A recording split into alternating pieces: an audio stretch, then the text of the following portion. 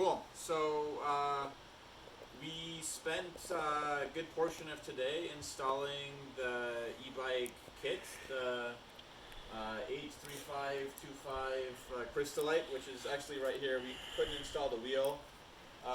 One reason is the torque arm they gave us from Grin doesn't fit over the axle here, so we're gonna have to go to Home Depot and get a metal file to file this open a little bit.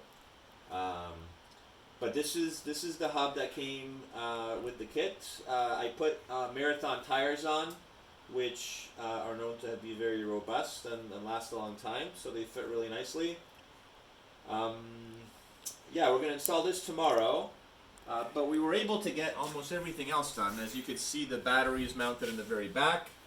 The power line is routed really nicely. You shouldn't be able to see it once my cushion is in. Down to the controller, which is actually mounted underneath here. I think this mounting spot is perfect. It's completely out of the way, and it should also have a decent amount of airflow, so if it gets hot, it should cool off.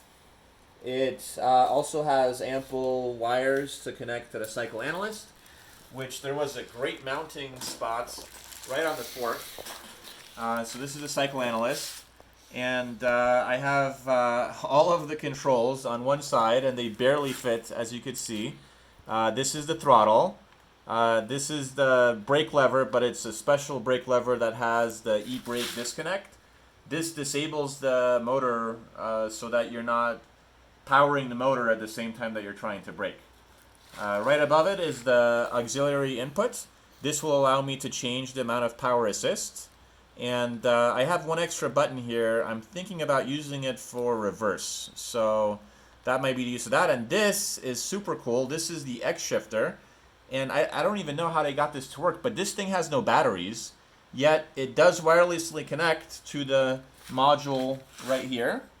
And if I press the button, if you zoom out, look at the derailleur there, you're going to see I can shift gears wirelessly. So I might move this to the other side just to give myself a little bit more space, because this is a little bit too much to do with one thumb. But this thing is super cool. So we'll test it out and see how well it actually works in practice.